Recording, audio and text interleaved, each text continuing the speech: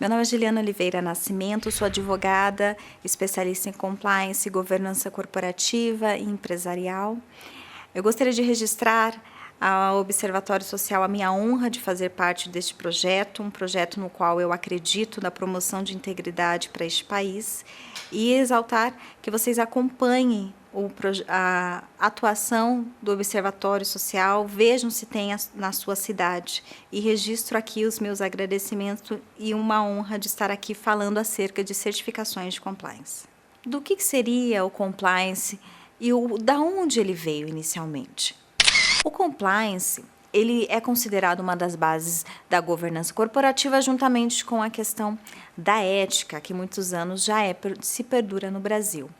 Mas ainda em muitas empresas não tinha ainda a cultura de compliance, tendo em vista que nós não tínhamos uma legislação específica nesse sentido no ordenamento jurídico brasileiro. Foi quando, em 2013, veio a lei anticorrupção. E hoje, o que seria compliance? Hoje, o termo compliance vem do verbo to comply, que significa estar em conformidade, satisfazer e obedecer o que lhe foi imposto. Mas muito mais do que isso. O compliance ele vem para mitigar riscos, ele vem para trazer uma boa reputação, preservar a reputação da tua empresa, trazer um valor e apresenta uma grande vantagem competitiva hoje para os negócios no mercado. Então, realmente é um diferencial. No que diz respeito ao histórico, da onde vem e do que seria o compliance, brevemente pode-se relatar que, para as multinacionais, no caso, o compliance seria algo, vamos dizer assim, um pouco mais comum, tendo em vista que está dentro da cultura delas, em decorrência até da cultura dos seus próprios países. Nesse sentido, o Brasil vem agora com essa cultura, mas que advém de algo que já vem de mercado. No caso, em 1913, nós podemos destacar o início da atuação do sistema financeiro. Em 1972, um importante caso ocorreu dos Estados Unidos, que foi o caso Watergate, com o presidente Richard Nixon, em que houve um escândalo a respeito de corrupção ali naquele país e outras situações que corroboraram para a promulgação da primeira normativa anticorrupção do mundo, que no caso seria o FCPA, o Foreign Corrupt Practices Act, dos Estados Unidos, em 1977. Na sequência, nós tivemos um movimento mundial muito grande na questão do combate à corrupção. Muitos países ainda detinham nos seus negócios ainda práticas ainda nesse sentido. Foi quando a legislação dos Estados Unidos veio trazer uma mudança, e o próprio país uma mudança para a cultura no mundo, fazendo com que os organismos internacionais viessem a fazer com que todos tivessem uma mesma postura nesse sentido em todo o planeta. Foi quando vieram os importantíssimos tratados internacionais, no qual nós temos a Convenção Interamericana contra a Corrupção da Organização dos Estados Americanos, a Convenção sobre o Combate da Corrupção de Funcionários Públicos Estrangeiros em Transações Comerciais Internacionais da OCDE. E, na sequência, houve outra questão de crises no sistema financeiro. Em 2001, nós tivemos uma questão de terrorismo, que foi o caso do World Trade Center, no que houve aumento da regulação das instituições financeiras da forma de auxiliar o combate às organizações criminosas nesse sentido. Em 2002, a promulgação da Sarbanes-Oxley, também nos Estados Unidos, em razão das fraudes e escândalos contábeis. Em 2003, a Convenção das Nações Unidas contra a Corrupção. Em 2010, a Inglaterra promulgou a sua própria legislação, também no combate à corrupção, no caso, tendo uma aplicação tanto à corrupção pública quanto à corrupção privada. Em 2013, no Brasil, nós tivemos a promulgação da Lei da Empresa Limpa, a conhecida Lei Anticorrupção, a Lei 12.846 de 2013, que, em 2015, veio a ser regulamentada pelo Decreto 8.420 de 2015. Tendo a previsão ali específico dos parâmetros e do que seria um programa de integridade, porque a lei denomina o programa de compliance dessa maneira, nos artigos 41 e 42. Então, o que abrange a nossa Lei 12.846? Ela dispõe sobre a responsabilização administrativa e civil de pessoas jurídicas pela prática de atos contra a administração pública, nacional ou estrangeira. No caso, o programa de integridade dentro da lei, ele consiste, conforme o artigo 41, no conjunto de mecanismos e procedimentos internos de integridade, auditoria e incentivo à denúncia de irregularidades, na aplicação efetiva de códigos de ética e de conduta, políticas e diretrizes com o objetivo de detectar e sanar desvios, fraudes, irregularidades e atos ilícitos praticados contra a administração pública nacional e estrangeira. Ainda destaca a lei que o programa ele deve ser estruturado e aplicado e atualizado de acordo com as características e riscos das atividades de cada pessoa jurídica. No caso, devendo garantir o aprimoramento e adaptação do referido programa, visando a garantir a sua efetividade, ou seja, sempre o programa tem que ter um monitoramento e um aperfeiçoamento contínuo. Quando você trata nesse sentido de programas de integridade, alguns princípios e diretrizes eu acho que são importantes, que fazem parte dele. A questão da ética, da transparência, a responsabilidade, a integridade, a justiça, a equidade, a eficiência, a moralidade e a legalidade. Então, são algumas diretrizes que fazem parte de um programa, que vem a trazer o quê? Prevenção, resguardo da reputação e da imagem corporativa e agregando valor de mercado. Então, qual o objetivo de compliance? Tratamos a respeito da mitigação dos riscos, detectar e sanar quaisquer desvios, atos ilícitos, fraudes e irregularidades, combater e blindar a respeito da corrupção, fomentar a cultura da ética, integridade e compliance internamente com todos e com os stakeholders. Quem seriam os stakeholders? As partes interessadas, todos aqueles que estão envolvidos no negócio. Internamente, colaboradores, fornecedores, clientes, acionistas, todos os que estão ali dentro da cadeia envolvidos dentro da empresa. A preservação da imagem da marca, a conformidade nos processos e trabalhando também a integridade das pessoas e fazendo com que isso venha a gerar uma imagem de uma empresa que traz credibilidade, boa-fé e atua com transparência nos negócios. Como alguns pilares de compliance, até para que nós possamos entrar na questão da certificação, é importante destacar alguns pontos. O primeiro, a lei traz ali no artigo 42 os parâmetros de um programa de compliance, trazendo ali as disposições em 16 incisos. De forma um pouco mais resumidas, posso insiro isso em programa de um compliance estabelecido por pilares. Então, o primeiro pilar seria o comprometimento da alta direção. É muito importante que a alta direção seja o exemplo. Afinal, o tom de um programa de compliance, ele vem de cima. O exemplo, ele vem daqueles que estão na direção da organização. A área de compliance. A área de compliance, ela vai estar de acordo com cada organização, da forma que ela acha ideal ser estruturada. Normalmente, indica-se que a área seja uma área fora, independente, mas o principal é que o profissional de compliance tenha independência, porque ele tem que atuar com independência para que ele possa atuar de forma adequada dentro do viés corporativo.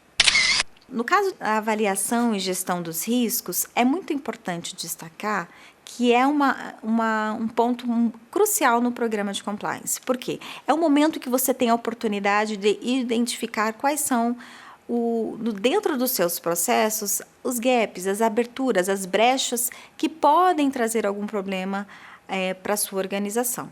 Então, fazer uma adequada gestão de riscos é bem importante, até porque ela vai ser a base para que você possa construir um código de conduta, um código de ética que seja adequado.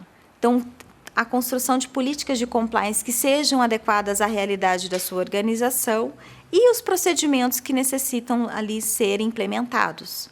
É neste momento que você vai estudar e identificar tudo de acordo com a estratégia corporativa, com a estratégia da sua organização. Porque um programa de compliance, ele tem que ser adaptado e eles têm que ser implementados de acordo com a sua missão, visão e valores. Controles internos é muito importante com a implementação, com as políticas, ter os controles internos no que diz respeito à área de compliance e todo o programa.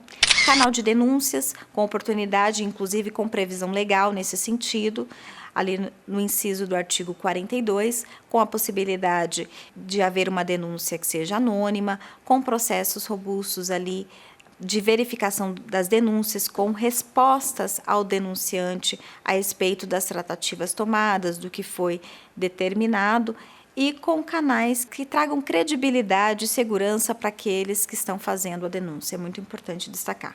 Treinamento e comunicação, treinamento acerca do programa, acerca da importância, sempre trazer as comunicações do que seria relevante dentro de um programa de compliance na organização, trabalhando junto com áreas como marketing e publicidade, para que venha construir um programa de acordo com a organização e, principalmente, que a comunicação seja efetiva, que o treinamento escolhido, a forma de treinamento escolhido de acordo com o tamanho também da organização, porque isso é muito importante ressaltar, seja adequado àquilo que o programa de compliance da tua organização vai propor. Do diligence, no caso, diligência de terceiros, preciso conhecer quem está tendo relações de negócios dentro da minha organização. Quem é essa empresa? É uma empresa que realmente tem uma conduta ética, de transparência? Quem são as pessoas envolvidas nela? Isso é muito importante conhecer. Os processos de due diligence são bem robustos e são um dos pilares importantes a serem observados dentro de um programa de integridade, um programa de compliance. Monitoramento e auditoria, fazer o acompanhamento do programa, o programa passar por uma auditoria a respeito da sua eficácia, da sua eficiência dentro da organização. Isso é muito importante. A questão das investigações internas, quando ocorrem as denúncias, sejam essas investigações pela área de compliance, tendo ali muitas vezes uma participação do comitê de compliance quando ele é instituído na organização, e fazerem os processos ali de modo que, dentro das investigações, os relatórios e tudo que for ali consubstanciado seja apresentado de forma muito clara, de forma muito objetiva e que seja feito com processos muito bem delineados. No caso de violações, normalmente com previsão já no Código de Conduta a respeito das violações a respeito do programa de compliance, da integridade e quais são as violações a respeito do que a organização instituiu ali como regras específicas nesse sentido.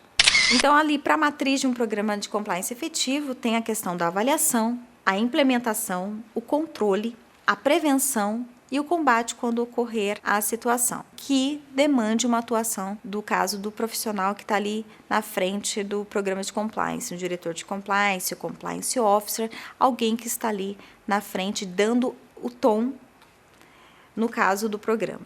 Governança corporativa faz parte. A governança corporativa traz a questão da transparência, equidade, prestação de contas e responsabilidade corporativa. Por que menciono da governança corporativa? Porque dentro dela, dentro de uns pilares, está a questão do compliance, que é o que nós estamos falando, e dentro das certificações, que é o nosso tema de hoje, ela menciona a respeito da importância da governança corporativa também para a questão do compliance. Então, como eu já relatei e agora enfatizo, o programa de compliance eles têm que ser estabelecidos de acordo com o planejamento estratégico da organização. Cada organização estabelece sua missão, sua visão e os seus valores. E essas são as bases de implementação de um programa de compliance, porque ele tem que estar de acordo com a cultura organizacional, com a governança corporativa da organização. Então, a estrutura de um programa tem que estar focada, sim, na estratégia corporativa também. Agora, vamos tratar a respeito de certificações de compliance. É interessante pontuar inicialmente que existem fóruns internacionais de sistema de avaliação de conformidade. Um deles é aquele que é o Fórum Internacional de Normatização, é a conhecida ISO. A ISO é um fórum internacional de normatização, é uma federação mundial de órgãos nacionais que são membros da ISO. No Brasil, nós temos a Associação Brasileira de Normas Técnicas, que tem a sua vinculação com a ISO. Esse é um fórum internacional de normatização.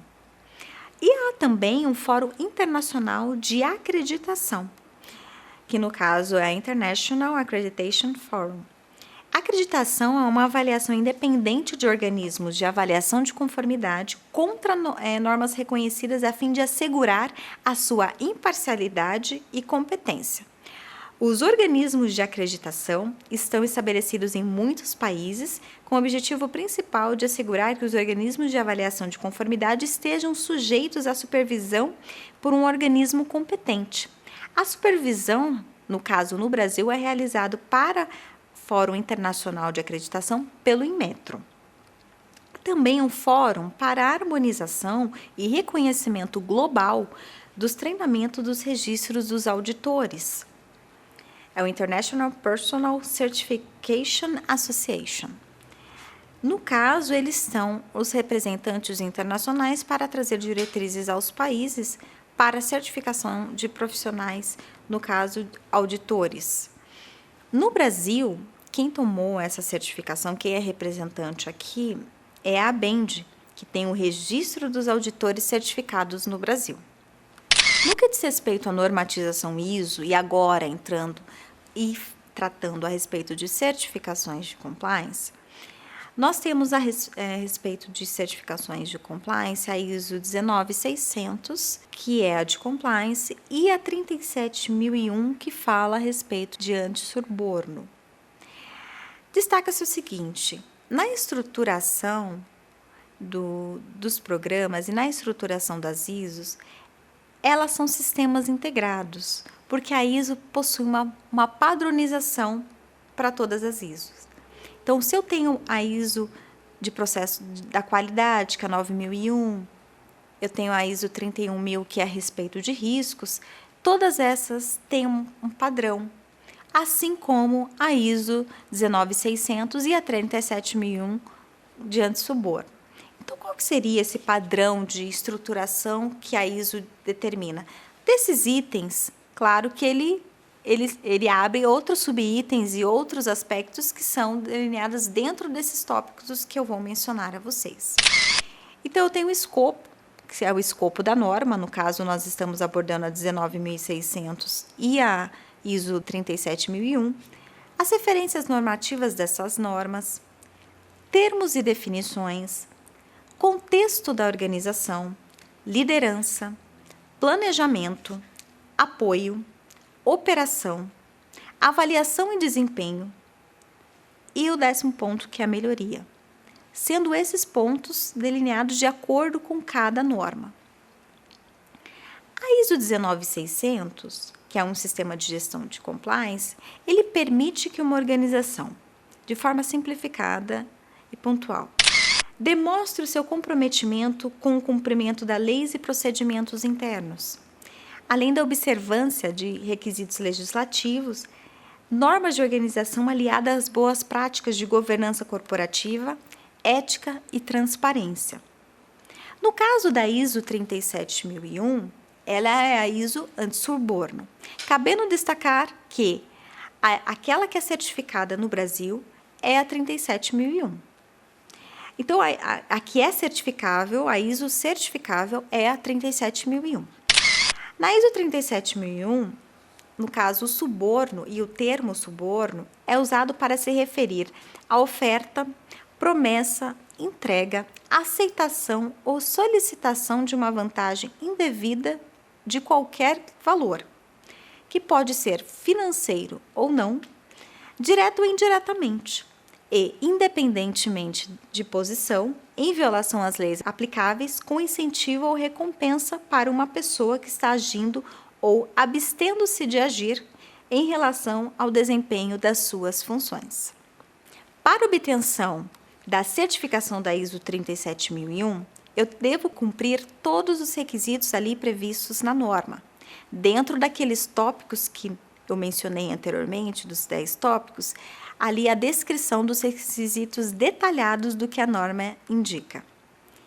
Como se trata de uma norma que é internacional, alguns aspectos deverão ser compatíveis à nossa legislação brasileira. E isso é importante o olhar do profissional do compliance para que venha se adaptar, cumprir integralmente a ISO, ao mesmo tempo ter um olhar para a construção do seu programa de modo a ser certificável com o que dispõe a legislação brasileira, nesse sentido, seja a lei anticorrupção, no caso, ou outras legislações que sejam aplicadas ali nesse sentido. E devendo ter um cuidado, né, no caso da sua aplicação, em razão da dinâmica das organizações, olhando a estratégia. Por quê? Porque eu não posso trazer uma questão que seja fora dos requisitos, fora da legislação, mas, ao mesmo tempo, eu tenho que criar um programa de compliance que seja adequado à minha realidade, a realidade da empresa na qual eu atuo, da organização que atuo. Há também uma certificação brasileira que é a DSC 10000. A DSC 10000, ela traz diretrizes de sistema de compliance e ela foi elaborada por especialistas na área de compliance aqui no Brasil. Então, é uma norma especificamente criada com diretrizes brasileiras, ou seja, olhando a realidade do nosso país. Grandes especialistas ali fizeram e construíram essa normativa. O mercado tem trabalhado muito também com esse tipo de certificação, tem atuado com isso. Muitas empresas já estão aplicando a certificação DSC 10000 nas suas organizações e ela traz esse diferencial porque é uma realidade ao mercado brasileiro.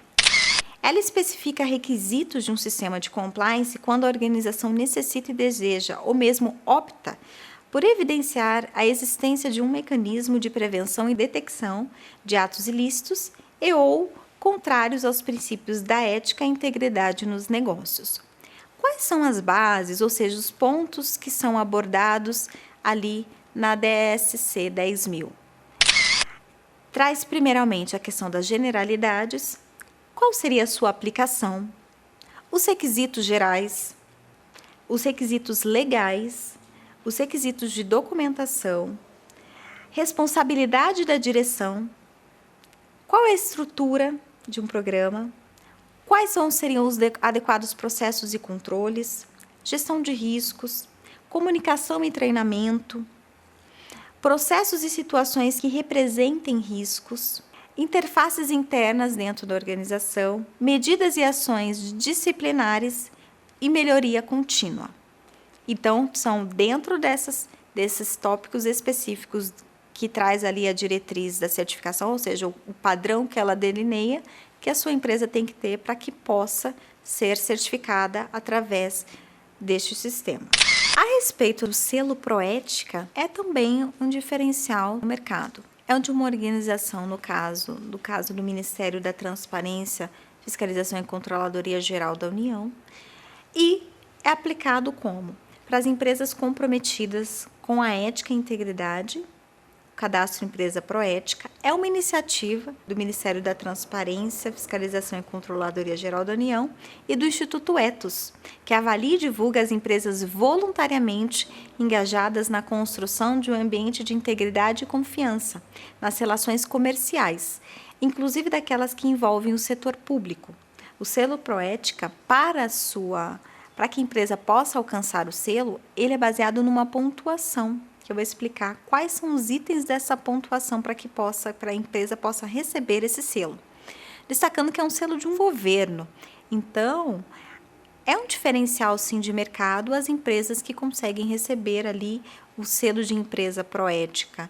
É muito importante destacar que o próprio governo está demonstrando com o comprometimento das empresas e apresentar a documentação e todos os requisitos, que aquela empresa cumpriu aquilo que é entendido como um programa de integridade ideal e que é eficiente.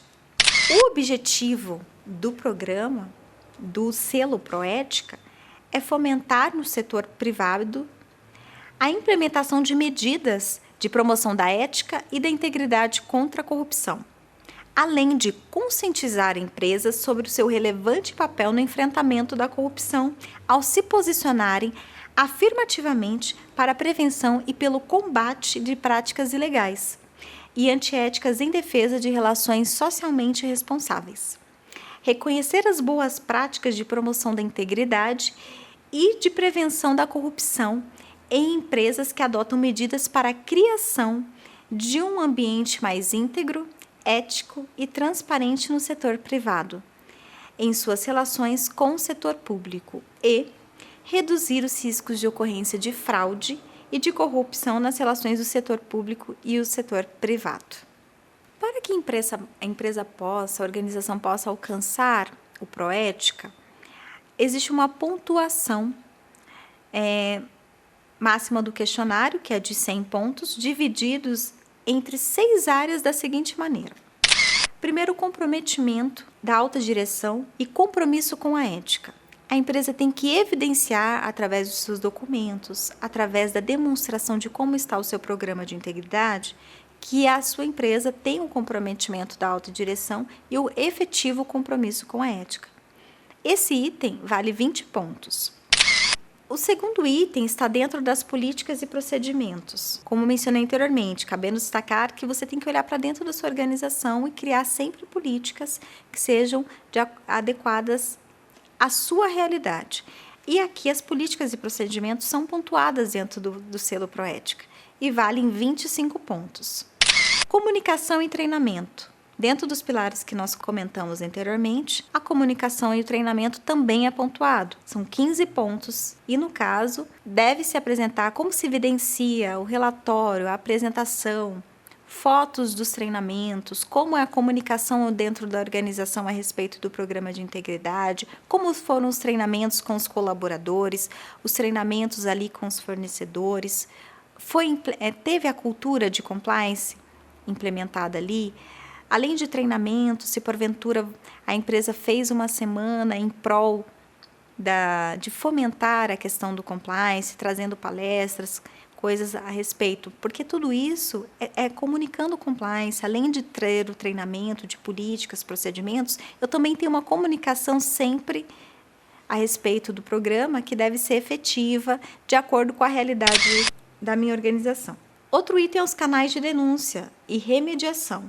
Esses valem 15 pontos. Análise de risco e monitoramento.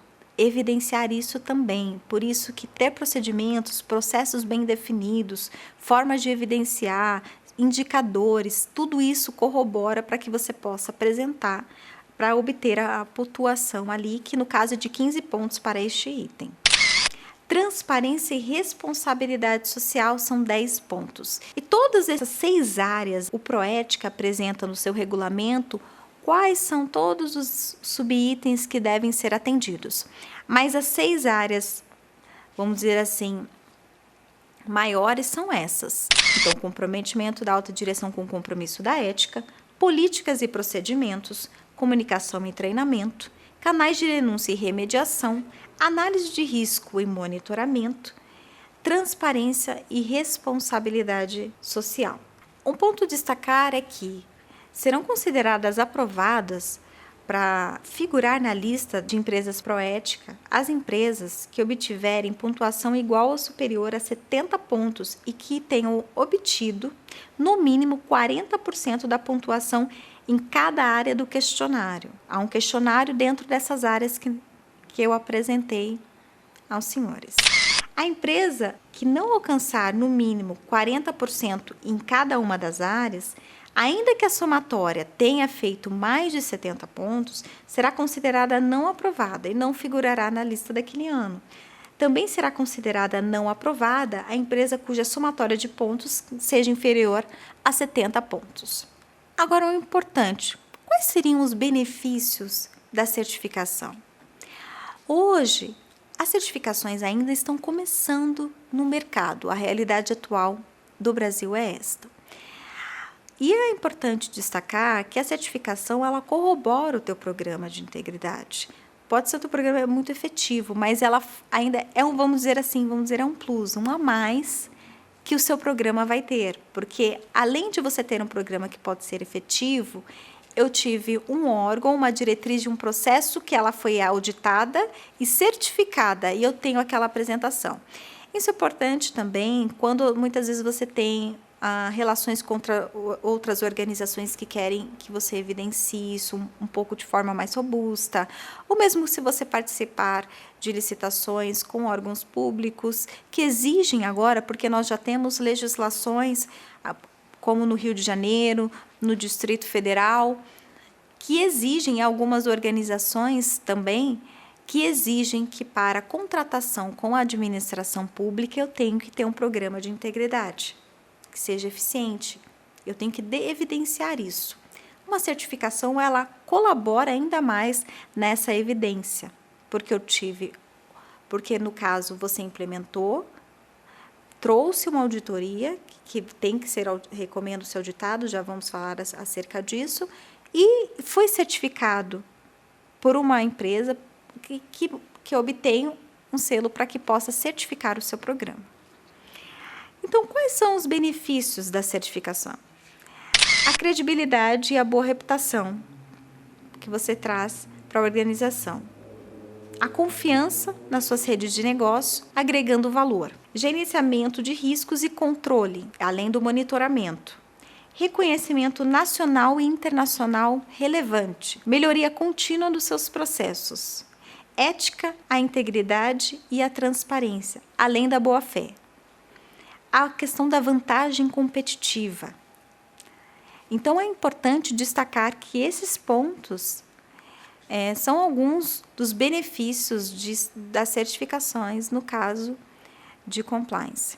É importante que dentro da organização, pessoas sejam capacitadas para serem auditores e também que você tenha auditoria externa e que quando for fazer a certificação, a escolha da empresa certificadora, também ter alguns cuidados na escolha dessa empresa, verificação de reputação de mercado, qual que é a sua atuação. Isso é muito importante para que venha se consolidar a sua certificação de uma maneira adequada.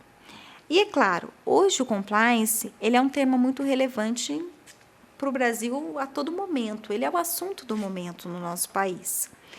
E ele não é um custo, ele é investimento.